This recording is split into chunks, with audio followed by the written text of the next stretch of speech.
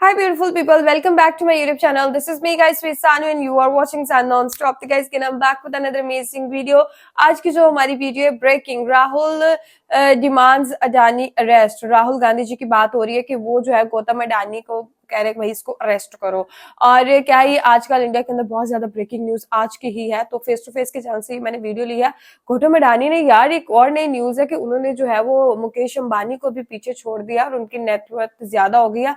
अब वो एशिया के जो है वो सबसे अमीर इंसान बन चुके हैं। Is it true? ये जो न्यूज है एमी फैला दी गई है कि सच में इसमें कोई जो है वो सदाकत है भी कि नहीं?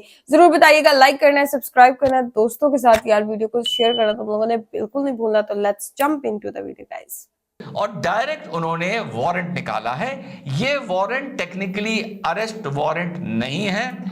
ये 12 गीगावाट पावर हम जनरेट करेंगे और सोलर कॉर्पोरेशन ऑफ इंडिया जो स्टेट ओन्ड कंपनी है, solar energy corporation of India को बेचेंगे।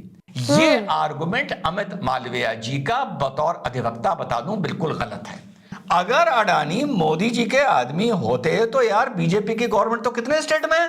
तो साथियों, हिडनबर्ग रिपोर्ट के बाद गौतम अडानी का नाम एक बार फिर से चर्चा में है। क्या इसका महत्व है?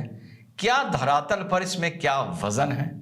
किस सिलसिले से ये सम्मन कहें या टेक्निकल स्पीकिंग में वारंट कहें, ये वारंट इशू हुआ है? लल्ला ने इसमें क्या डिमांड रखी है? अमित मालविया जी इस पर क्या काउंटर धर रहे हैं और वो काउंटर कहां तक सही है और कहां तक खुद अपने पैर में कुल्हाड़ी मारने की तरह है? और ये जो वारंट आया है ये हवाई हो सकता है अगर डोनाल्ड ट्रंप चाहे तो इस पूरे इशू को पढ़ के आया हूं, परत दर परत आप लोगों को बताऊंगा कि ये इशू है क्या, शॉर्ट में बताऊंगा, और जो इससे चीजें निकल के आ रही हैं उनका धरातल पर और अडानी जी के लिए क्या महत्व है।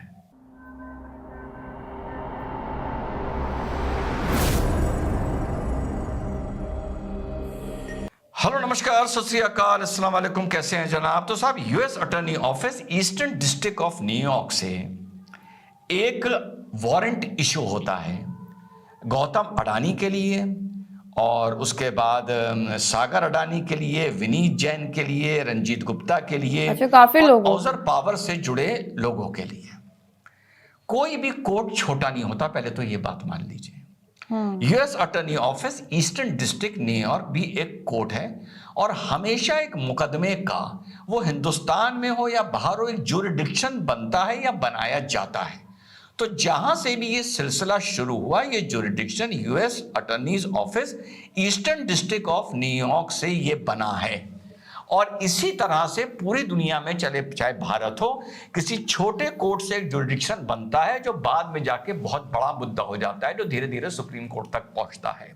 तो जो भी आपसे ये कहे कि साहब ये कोर्ट की कोई सिग्निफिकेंस नहीं है या कोई वैल्यू नहीं है, तो समझ जाइएगा कि वो बंदा, वो डिबेटर, वो ब्रॉडकास्टर अधिवक्ता नहीं है और लॉ कैसे वर्क करती है उसको नहीं पता है। तो जहां से भी इशू हुआ है, अगर कोर्ट से इशू हुआ है, तो कहीं ना कहीं इस कागज का महत्व है। वो बात अलग है कि डोनाल्ड ट्रंप अब चाह लें और ये प्रोसीडिंग्स आगे ना होने दें, वो बात अलग है। ये किस तरीके से वारंट इशू होते हैं? दो तरह से वारंट इशू होते हैं। एक होते हैं सम्मन्स के थ्रू, मैं अमेरिकन लॉ की बात कर रहा हूं, जो मैंने कल रात से इसको पढ़ रहा था, वीडियो बनाने की जल्दी नहीं थी। और एक होते हैं डायरेक्ट वारंट।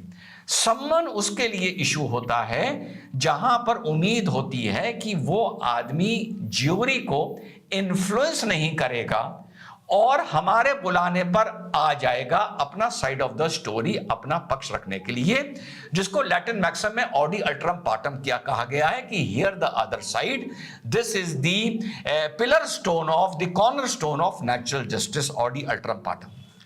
एक होता है सील्ड ज्यूरी का वर्क करना। तो यहां पर अडानी का इन्फ्लुएंस देखते हुए, अडानी ग्रीन पावर का इन्फ्लुएंस देखते हुए, जो eastern district court of New York था, उसने सम्मन न करते हुए कंसील्ड रखा इन्वेस्टिगेशन को। माना जाता है अडानी ग्रुप को पहले से पता चल गया था, लेकिन वो भी चुप रहे और डायरेक्ट उन्होंने वारंट निकाला है। ये वारंट टेक्निकली अरेस्ट वारंट नहीं है, ये वारंट होता है कि आप आइए डायरेक्टली या थ्रू योर अटर्नी और अपना पक्ष रखिए। लल्ला को कुछ पता नहीं है तो लल्ला ने एकदम से हल्ला मचा दिया कि वारंट निकला। उसने किसी ने उसको बता दिया होगा भैया वारंट का मतलब गिरफ्तारी होती है, पर उसको किसी ने ये नहीं बताया कि ये भारत का वारंट नहीं, ये यूएसए का वारंट है, और उसने पढ़ने की जरूरत नहीं समझी होगी और उसने हल्ला मचा दिया कि अडानी को गिरफ्तार करिए। एक ये सोते जागते अडानी का नाम लेना नहीं भूलेगा, एक ट्रूडो सोते जागते निज्जर का नाम लेना नहीं भूलेगा। तो ये है शॉर्ट में इसकी वैल्यू। अब जो ज्यूरी होती है वो पुलिस ऑफिसर्स की नहीं होती है, वो जुडिशियल ऑफिसर्स की भी नहीं होती है। अमेरिका में ज्यूरी का जो कायदा है, आसान भाषा में समझें, सिविल सोसाइटी के लोग जिनको भले इस मैटर से कोई कनेक्शन ना हो, उनको कॉमन सेंस और प्रूडेंस के चलते उस ज्यूरी के सामने डॉक्यूमेंट्स स्टेट रखता है और फिर वो डिसाइड करते हैं कि इस बंदे को वारंट या सम्मन होना चाहिए या नहीं होना चाहिए। सिविल प्रोसीडिंग में अगर मान लीजिए 11 ज्यूरी मेंबर हैं, तो अगर 6 ने कह दिया होना चाहिए तो सम्मन या वारंट इशू हो जाते हैं। यहां पे आप वारंट को हिंदुस्तान की भाषा में सम्मन ही समझ के रखिए, वारंट का मतलब यहां पे गिरफ्तारी नहीं होता। क्रिमिनल प्रोसीडिंग में उन लोगों का तरीका यह होता है कि वारंट या सम्मन तब इशू होगा जब 11 के 11 यूनानिमस हमारे साथ डिसाइड करेंगे कि सम्मन वारंट इशू होना चाहिए। तो जिस ज्यूरी ने ये इशू किया है वो टेक्निकली इस फ्रॉड्स, इकोनॉमिक्स, फॉरेन फ्रॉड्स वगैरह वगैरह इससे ताल्लुक नहीं रखती है। उनको बेसिक पेपर्स दिखाए जाते हैं विद बेसिक एविडेंस और कहा जाता है आप सिर्फ कॉमन सेंस और प्रूडेंस से बताइए कि इशू होना चाहिए या नहीं होना चाहिए। और इस मौके पर जो डिफेंडेंट होता है, जैसे इस केस में Gautam Adani and Adani green energies हैं और उनके कुछ रिश्तेदार और उनके कुछ एग्जीक्यूटिव्स हैं, उनको भी इस स्टेज तक अपना पक्ष रखने का मौका नहीं दिया जाता है।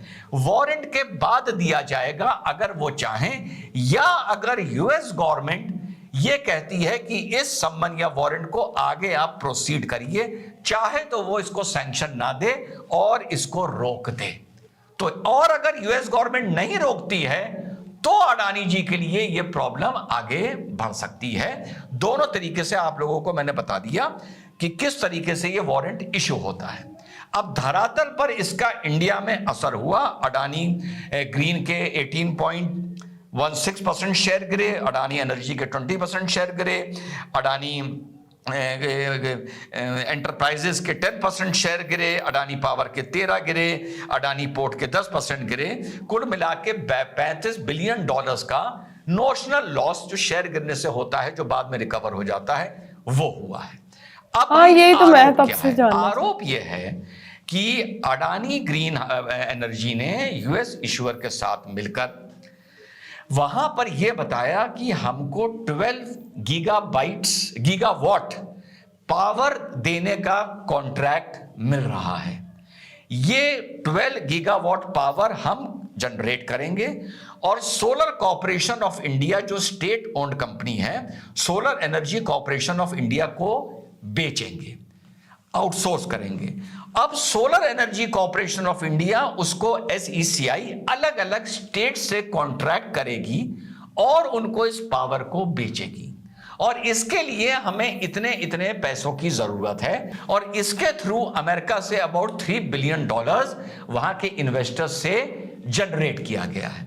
अब प्रॉब्लम क्या आई? एज पर जो एलिगेशन लगाया गया है, प्रॉब्लम यह आई कि जो solar energy corporation of India थी, जिसको अडानी से पावर खरीद के अलग अलग स्टेट कॉर्पोरेशंस को बेचना था, उनको मार्केट नहीं मिल रहा था, उनको परचेजर नहीं मिल रहा था, और जब नहीं मिल रहा था तो ये पूरा प्रोजेक्ट स्टार्ट होने से पहले ही फेल होता नजर आ रहा था।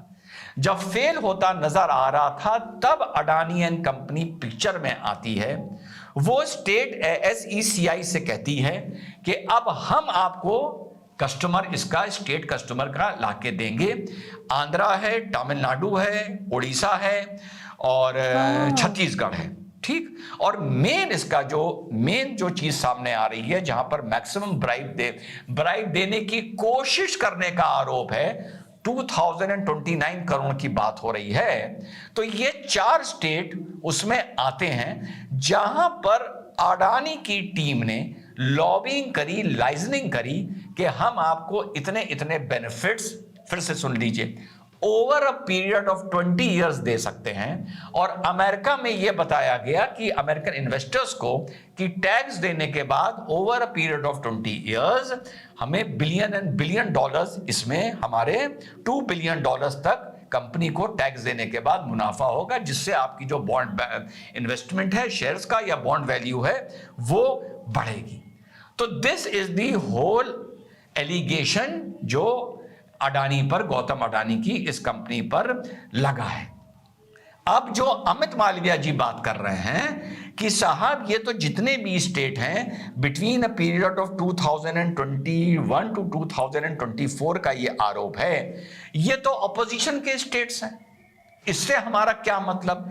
ये आर्गुमेंट अमित मालविया जी का बतौर अधिवक्ता बता दूं बिल्कुल गलत है, क्योंकि आरोप यह लग रहा है कि दी नहीं गई, देने का ऑफर किया गया, और वो जो ऑफर किया गया उस एविडेंसेस को कलेक्ट करके, मैं देखिए नाम उसका लिखा है मैंने, उस एविडेंसेस को कलेक्ट करके जो फॉरेन करप्ट प्रैक्टिस एक्ट 1977, इसके तहत इनको नोटिस इशू हुआ है। तो जो पूरा सामूहिक आरोप है वो ये है कि इन स्टेट से एविडेंस कलेक्ट किए गए, इनके एग्जीक्यूटिव से, वहां के जो भी टॉप नॉचेस हों उनसे करे गए, और ये एविडेंसेस कलेक्ट कर कर अडानी की नींव में सेंध लगाने के लिए कम से कम इस प्रोजेक्ट में ट्रांसफर होके यूएसए पहुंचे हैं। ये आरोप है। तो आरोप अगर ये होता कि 2000 करोड़ ब्राइब दी गई, तो बीजेपी का और अमित मालविया जी का यह आर्गुमेंट सही होता कि भैया वहां तो विपक्ष के स्टेट थे, तो ये जाके विपक्ष के नेताओं से पूछो। एलिगेशन ये है कि दी नहीं गई, देने का ऑफर किया गया, और फाइनल फिर निचोड़ निकल के क्या सामने आता है, किसी को भले मेरी बात लगेगी, ऑफर दिया गया, ऑफर नहीं माना गया, और इस ऑफर को लीक कर दिया गया यूएसए को। अब यहां पर एक दूसरा सवाल आता है, दोनों तरफ से आर्गुमेंट करके बता रहा हूं कि अगर ऐसे ऑफर के एविडेंसेस थे, और एविडेंसेस ये भी बताए गए हैं कि गौतम अडानी ने भी कुछ, और जो इनके वो हैं कज़िन सागर अडानी, भांजे या भतीजे, इन्होंने डायरेक्ट मीटिंग कर करके ये ऑफर दिए हैं। तो अगर वो एविडेंसेस वहां पर कलेक्ट हो रहे थे, जो एविडेंसेस अब यूएसए पहुंचे, और यूएसए में ये इंडिक्टमेंट हुआ, और यूएसए से ये चेन वहां से चली है वारंट इश्यू होने की, तो वो एविडेंसेस भारत में क्यों नहीं है? वो एविडेंसेस भारत में मुकदमा करने के लिए क्यों नहीं इस्तेमाल हो रहे हैं? कि भाई अगर ऐसे एविडेंस हैं अडानी के खिलाफ, उनको इंडिया में 2000 करोड़ की अलग अलग मौके, किसी को 100 करोड़, किसी को 50 करोड़, किसी को 200 करोड़, अगर इस लेवल की बात हो रही थी, तो कहीं ना कहीं ये एविडेंस तो भारत में भी होंगे ना, कि एंड में ये बात फॉरेन लैंड में नहीं हुई है और भारत में हुई है। वो मुद्दा अलग है। अब यहां पर कि साहब यूएसए ऐसे कैसे वारंट इशू कर सकता है? कल को हम कहते हैं कि साहब एलॉन मस्क भारत से जो पैसा कलेक्ट कर रहा है, या कोई कंपनी जो भारत से इन्वेस्टर लेके जा रही है, वहां पर एलॉन मस्क ने यूएसए में ये किया है, वहां पर उसने लॉबिंग की है, लाइजनिंग की है, तो आम भाषा में, लॉ की भाषा में इसका कोई तुक नहीं बनता है। आम भाषा में इंटरनेशनल कोर्ट ऑफ जस्टिस में भी इसका आर्गुमेंट बड़े आसानी से हो सकता है, रादर देन कि इनके सामने जाकर eastern district court of New York के सामने खड़े होना और अपनी सफाई देना कि भैया तुम कौन सा लॉ अपना इंटरनल बनाकर, कि हमने ये नहीं बताया इन्वेस्टर्स को कि हम भारत में रिश्वत दे रहे हैं। आरोप टेक्निकली ये है कि हमने अमेरिका के इन्वेस्टर्स को ये नहीं बताया कि हम भारत में इस काम के लिए रिश्वत दे रहे हैं, तो आप हमारे जो फॉरेन ये प्रैक्टिस, करप्ट प्रैक्टिस एक्ट 1977 का उल्लंघन कर रहे हैं। कानून ये कैसे बना, पूरी दुनिया पे ये कैसे लागू हो रहा है, कैसे वो वारंट इशू कर रहे हैं, इस पे भैया मुझे बात ये समझ में नहीं आई। लेकिन यस, अगर ये वारंट कंटिन्यू करता है और डोनाल्ड ट्रंप इसका जो प्रोसिक्यूशन है इसको अलाउ करता है, तो डेफिनेटली इंटरनेशनल बिजनेस में, डेफिनेटली इंटरनेशनल ट्रैवल पे, यूएसए की ट्रैवल पे, और अभी तो डोनाल्ड ट्रंप के आते ही अडानी साहब ने सेलिब्रेशन में अनाउंसमेंट किया था कि मैं $10 बिलियन का यूएसए में पावर में इन्वेस्टमेंट करूंगा। तो कैसे अगर वो अलाउ करता है तो यस, अडानी ग्रुप के लिए इंटरनेशनल बिजनेस में और अमेरिका में एक अच्छी खासी मुसीबत खड़ी हो सकती है। अलाउ नहीं करता, सैंक्शन नहीं देता, मैंडेट नहीं देता, तो ये मैटर वहीं का वहीं खत्म हो जाएगा। लेकिन जो लल्ला बोल रहा है गिरफ्तार करो, ये बात इसके दिमाग में कैसे आ गई, ये मुझे बात समझ में नहीं आ रही है। और इससे एक और चीज कनेक्ट होकर सामने आती है, जो आरोप लगता है कि अडानी मोदी जी का आदमी है और Modi ji bends backward to help Adani, या Modi ji twist the rules to help Adani, जो एयरपोर्ट के टाइम पर बड़े आरोप लगते हैं। अगर अडानी मोदी जी के आदमी होते तो यार बीजेपी की गवर्नमेंट तो कितने स्टेट में है, और ग्रीन पावर परचेज करना आजकल कौन मना कर सकता है, कौन इस पे मसला तो सारा यहाँ पे है। पूरी दुनिया में ग्रीन पावर को प्रमोट किया जा रहा है, घर घर में भारत में सोलर पैनल लगवा के ग्रीन पावर को प्रमोट किया जा रहा है। तो अगर ये मोदी जी को ही इनको सपोर्ट करना होता तो 12 गीगावाट की जो बिजली जितनी भी ये निकल के आएगी, जो ये प्रोड्यूस करेंगे सोलर, वो तो यार बीजेपी शासित स्टेट्स में भी बिक जाती इतने की। और ये बात भी अभी तक कोई विपक्ष नहीं बोल रहा है कि वहां पर इतनी बिक चुकी है। और ये 4 या 5 स्टेट ऐसे बचे थे या 6 स्टेट जहां पर वहां पर अपनी कैपेसिटी को एग्जॉस्ट करने के बाद सरप्लस कैपेसिटी को यहां बेचने के लिए लाया गया है। इस पर भी इंक्वायरी होनी चाहिए और इस पर भी जांच होनी चाहिए। तो बड़ी इंटरेस्टिंग बात है, पूरी इंटरेस्टिंग बात, कैसे वारंट निकलता है, कैसी ज्यूरी होती है, क्या आरोप है। जो अमित मालविया जी ने कहा ये विपक्ष का है, इससे ये सवाल कनेक्ट होता है, अच्छा विपक्ष का है, इसी मारे तो ये एविडेंस सामने आ गए, जहां सत्ता थी वहां के एविडेंस सामने नहीं आए। तो अब जो विपक्ष है वो ये एविडेंस लेके आए कि जहां पर सत्ता थी वहां पर भी इसी तरह भर भर के ग्रीन पावर बेचा गया है, तो कुछ बात समझ में आएगी। और जब विपक्ष के स्टेट में अडानी जी बेचने के लिए आए अपना सरप्लस पावर, तो विपक्ष ने रायता बिखेर दिया। और अगर रायता बिखेर दिया और इस रिश्वत को ऑफर के एविडेंस कलेक्ट कर लिए, तो वो एविडेंस अमेरिका क्यों गए, वो भारत में क्यों नहीं इस्तेमाल हुए, खास तौर से महाराष्ट्र और झारखंड के चुनाव से पहले। अब उल्टी तरफ से भी आर्गुमेंट कर दूं, टाइमिंग की जहां तक बात है वहां मेरे दिमाग में अभी भी क्वेश्चन मार्क है। इस रिपोर्ट की, इस वारंट की टाइमिंग की अगर बात होती तो महाराष्ट्र और झारखंड चुनाव से 3-4 दिन पहले, मात्र 3-4 दिन पहले यह विस्फोट किया जाता, जिससे महाराष्ट्र और छत्तीसगढ़ चुनाव भी कवर हो जाए और मॉनसून सत्र भी कवर हो जाए। वोटिंग पड़ने के बाद जो ये रिपोर्ट आई है महाराष्ट्र और झारखंड की, और उससे पहले इस रिपोर्ट की कोई हवा नहीं थी, तो कम से कम वो ये आर्गुमेंट जो बीजेपी कर रही है, ये टाइमिंग के मारे इस तरह से टाइमिंग करी गई है विंटर सत्र को देखते हुए, तो यहां मैं एग्री नहीं करता। तो 2 जगह मैं बीजेपी से एग्री नहीं करता, टाइमिंग को लेके मैं एग्री नहीं करता, और दूसरा ये आर्गुमेंट कि भैया वहां पे विपक्ष के लोग थे, विपक्ष के स्टेट थे, तो हम क्या जाने। आरोप ये नहीं है कि रिश्वत दे दी गई, आरोप यह है कि देने का प्रयास किया गया। तो इस पर यह काउंटर आता है कि भैया विपक्ष के स्टेट थे तभी तो उन्होंने रिश्वत ली नहीं और इस बात को एक्सपोज कर दिया। ये तो हो गई ये वाली बात। अब अगेंस्ट द ऑपोजिशन वाली बात है वो ये है कि भैया ज्यूरी वहां के एक्सपर्ट्स की नहीं होती है, ज्यूरी एक सिर्फ प्राइम फेसा मैटर होता है, प्राइम फेसाई मैटर होता है। उसके बाद यहां के एविडेंसेस वहां कैसे चल रहे हैं, ये भैया कौन सा इन्होंने कानून बना रखा है, foreign practice corrupt practice act 1977, ये समझ में बात नहीं आती है। और सबसे बड़ी बात, अगर एविडेंस थे तो भैया वो यहां कैसे पहुंच गए, महाराष्ट्र और झारखंड के चुनाव में तुमने उनका इस्तेमाल कैसे नहीं किया। जय हिंद, वंदे मातरम, खुदा हाफिज।